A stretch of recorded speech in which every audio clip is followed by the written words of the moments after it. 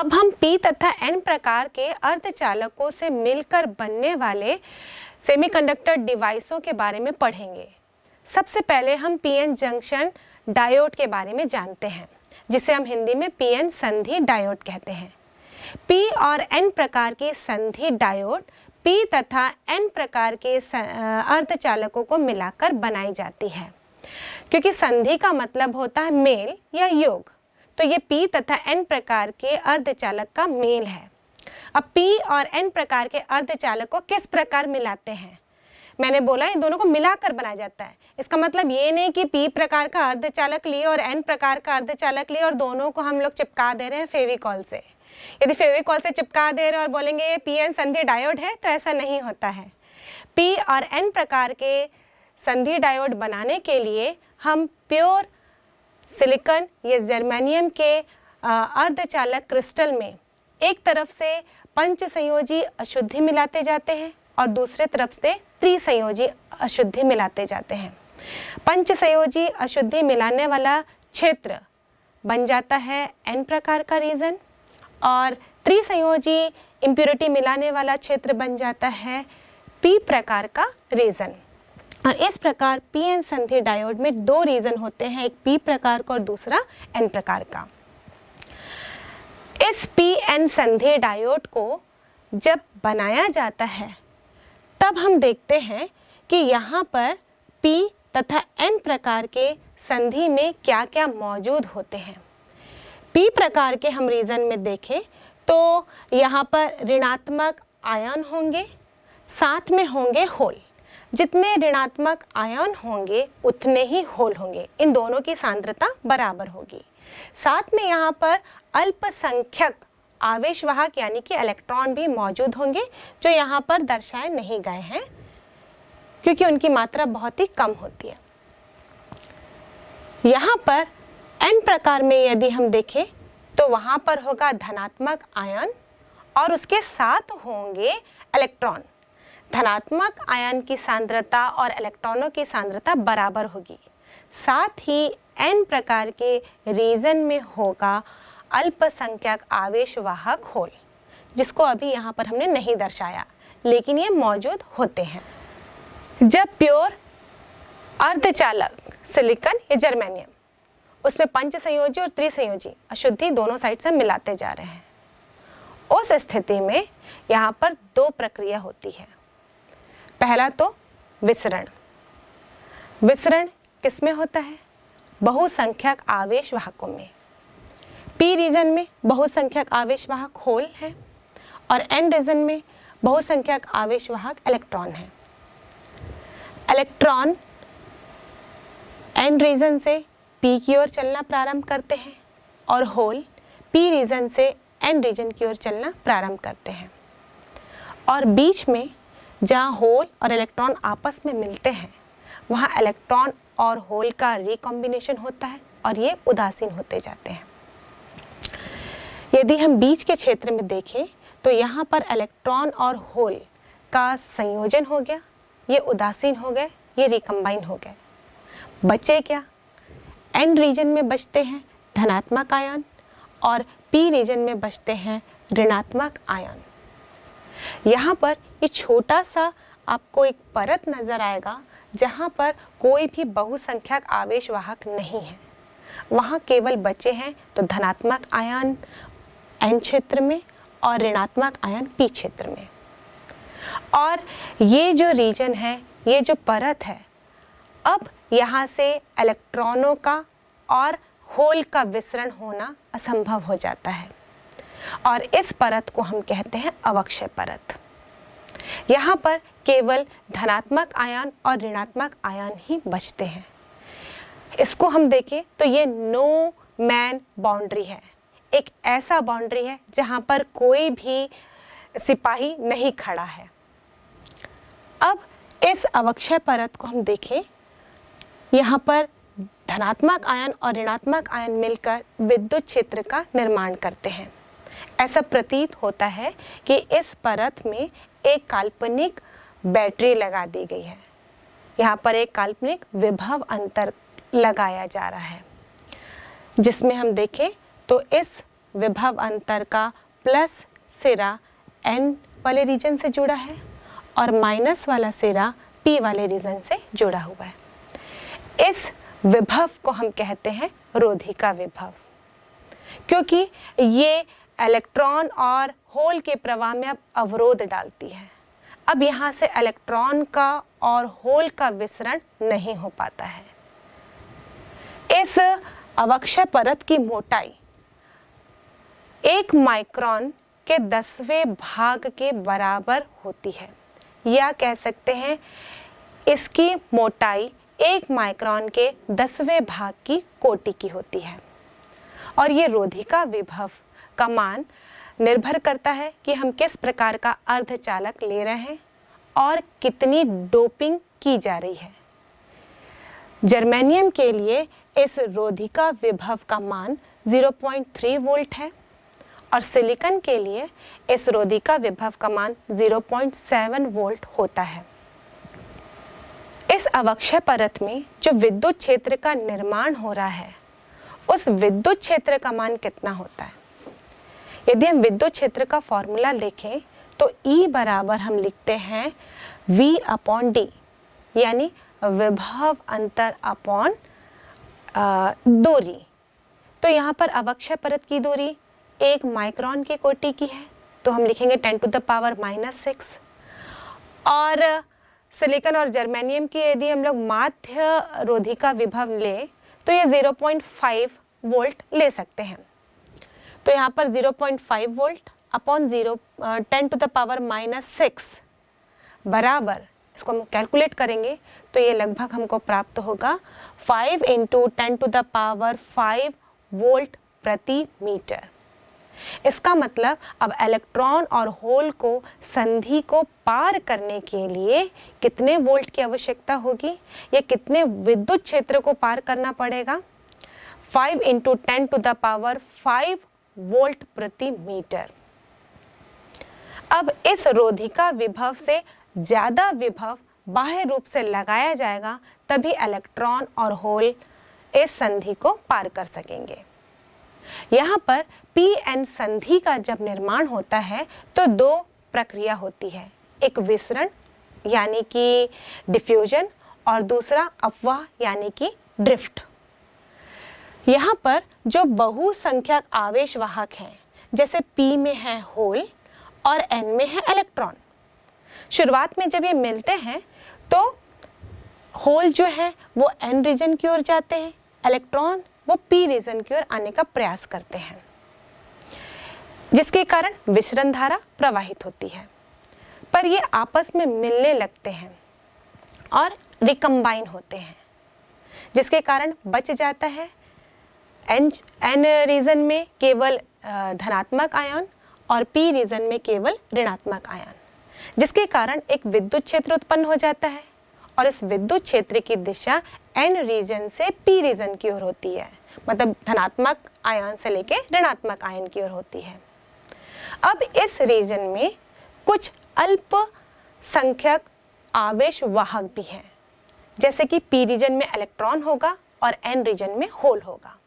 मैंने पहले ही बोला था कि ये अल्पसंख्यक आवेश वाहक को हम लोग नेग्लेक्ट नहीं करते, क्योंकि ये भी एक महत्वपूर्ण भूमिका निभाते हैं।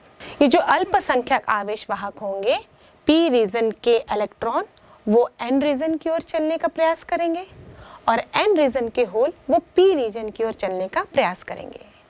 इसके कारण यहाँ पर एक और धारा बहने लगेगी और वो है अपवाह धारा।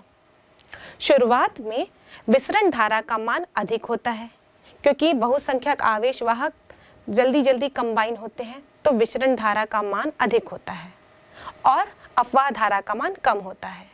लेकिन एक बार विद्युत क्षेत्र उत्पन्न हो जाता है तो विसरण धारा का मान कम होने लगता है और अपवाह धारा का मान अधिक होने लगता है।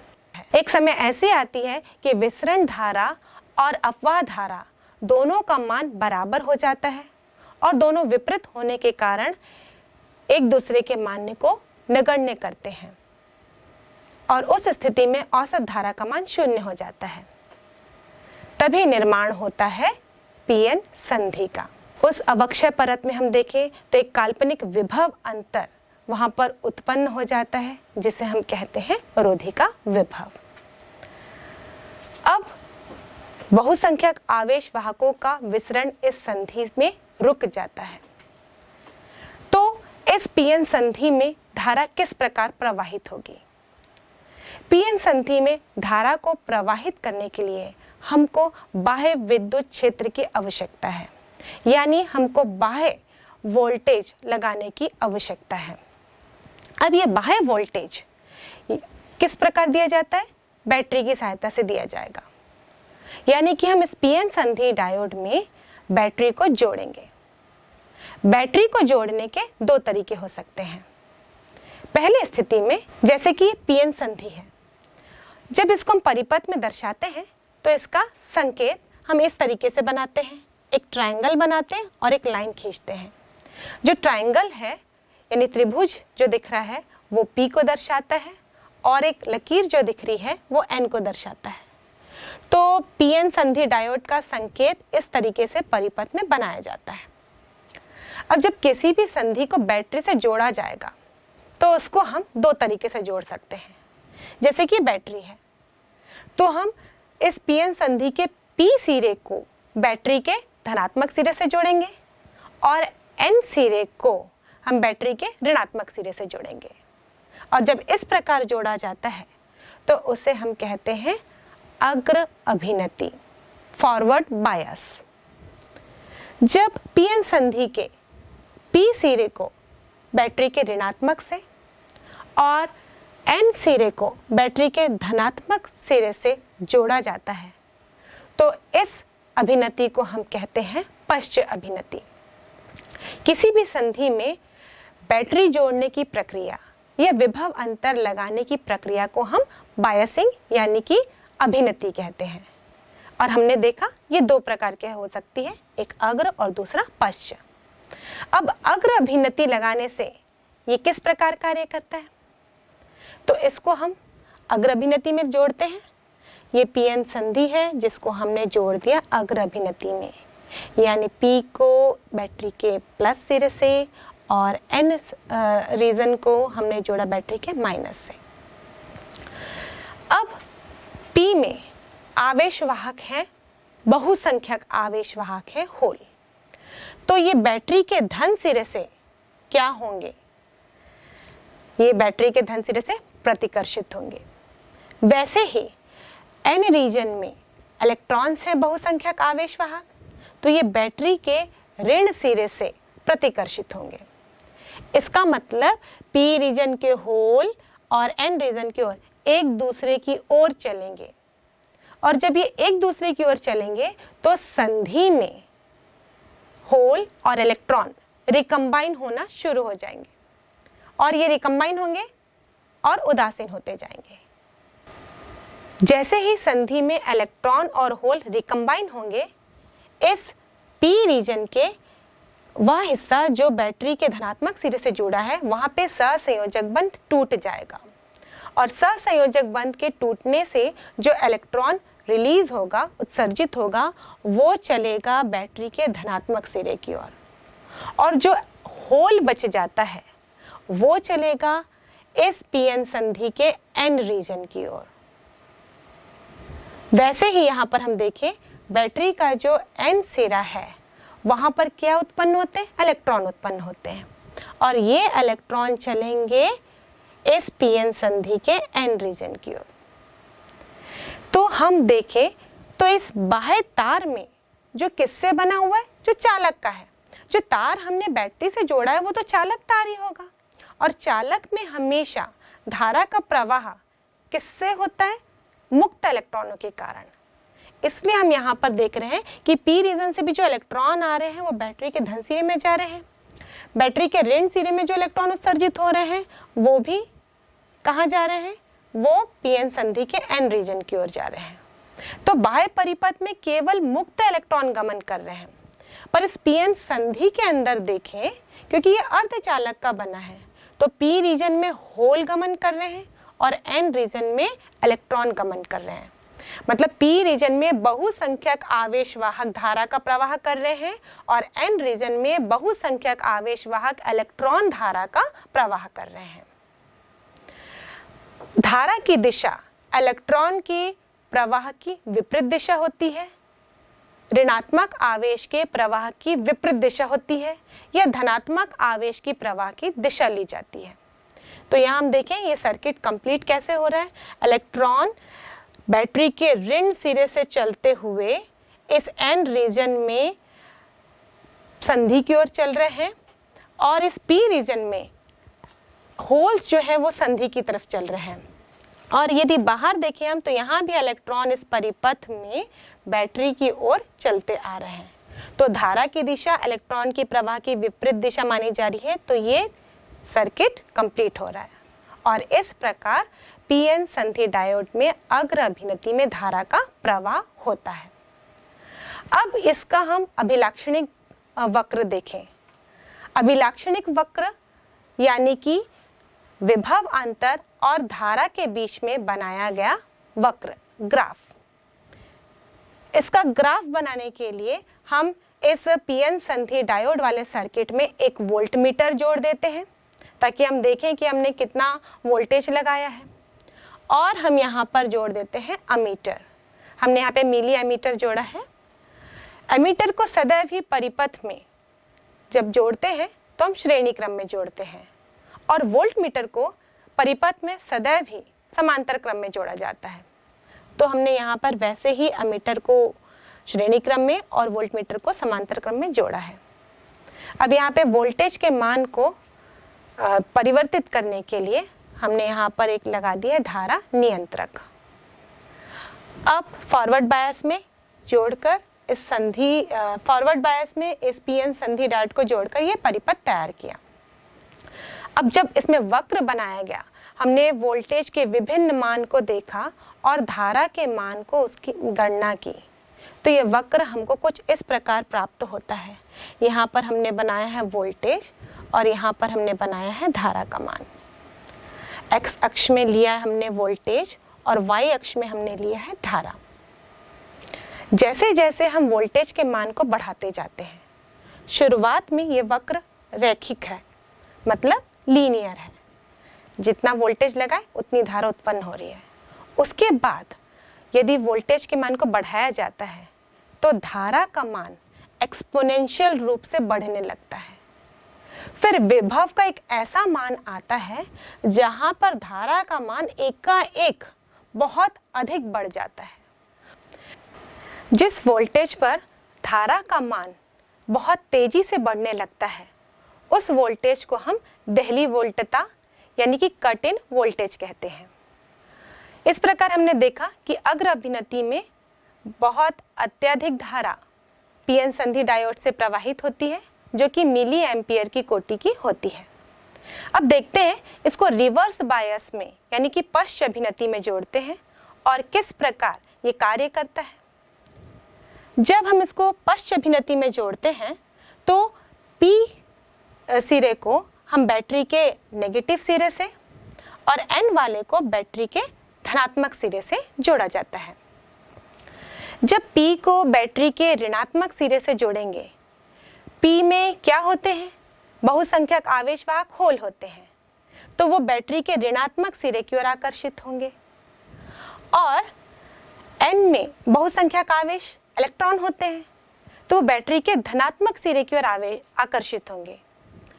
इस प्रकार इन दोनों का अगर मूवमेंट देखें तो ये विपरीत दिशा में होगा। ये दोनों ही संधि से दूर जा रहे होंगे और इस कंडीशन में जो अवक्षय परत होती है उसकी मोटाई बढ़ जाती है। फॉरवर्ड बायस में अवक्षय परत की मोटाई घट जाती है, लेकिन रिवर्स बायस में अवक्षय परत की मोटाई और भी अधिक हो जाती है। जब अवक्षय परत की मोटाई बढ़ गई उस कंडीशन में धारा का प्रवाह बहुसंख्यक आवेश वाहकों के कारण नहीं हो पाता है, क्योंकि ये आवेश वाहक एक दूसरे की तरफ चल ही नहीं रहे, ये तो विपरीत दिशा में चल रहे हैं, तो सर्किट कंप्लीट ही नहीं होगा। तो जब हम पीएन संधि डायोड में रिवर्स बायसिंग करते हैं, पश्च अभिनति करते हैं, तो उसमें धारा का प्रवाह बहुसंख्यक आवेश वाहकों के कारण होता ही नहीं है। यदि इसका हम अभिलाक्षणिक वक्र बनाएं, ग्राफ बनाएं, यानी V और I के बीच में इस प्रकार हमने बनाया है। हमने नेगेटिव डायरेक्शन ऑफ x में वोल्टता बनाई, क्योंकि ये रिवर्स बायसिंग है तो माइनस वोल्टेज को हमने इस x अक्ष में वोल्टता ली है तो रिवर्स नेगेटिव अक्ष में बनाया है, और धारा को भी हम नेगेटिव y अक्ष में बनाने की कोशिश कर रहे हैं।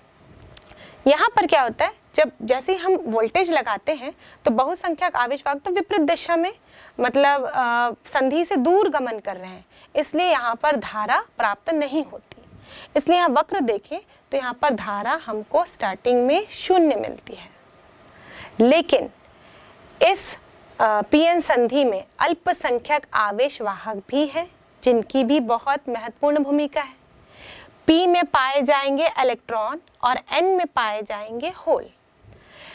जब हम बाह्य वोल्टेज के मान को बढ़ाते जाते हैं तब ये अल्पसंख्यक आवेश वाहक P में इलेक्ट्रॉन ये गमन करते हैं किसकी तरफ, N रीजन की ओर, और N में जो होल हैं वो गति करते हैं P रीजन की ओर, और इस प्रकार यहाँ पर सर्किट कंप्लीट होता है और धारा प्रवाहित होती है अल्पसंख्यक आवेश वाहकों के कारण। वो भी कब, जब हम बाह्य वोल्टता के मान को बहुत अधिक बढ़ा देते हैं।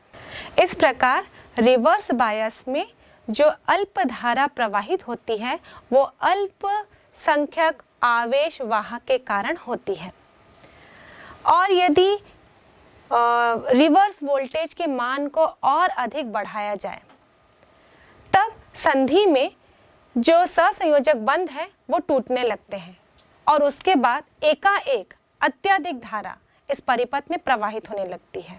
यदि हम इसके अभिलाक्षणिक वक्र में देखें तो अभी तक यहाँ पर धारा का मान नियत था और बहुत ही कम था, लेकिन इस जेनर भंजन वोल्टेज पे धारा का मान अत्यधिक बढ़ गया। इस प्रकार रिवर्स बायस में जेनर भंजन वोल्टेज पर धारा का मान एकाएक अत्यधिक हो जाता है, और अल्पसंख्यक आवेश वाहक के कारण जो अल्प धारा प्रवाहित होती है वो माइक्रो एम्पियर की होती है।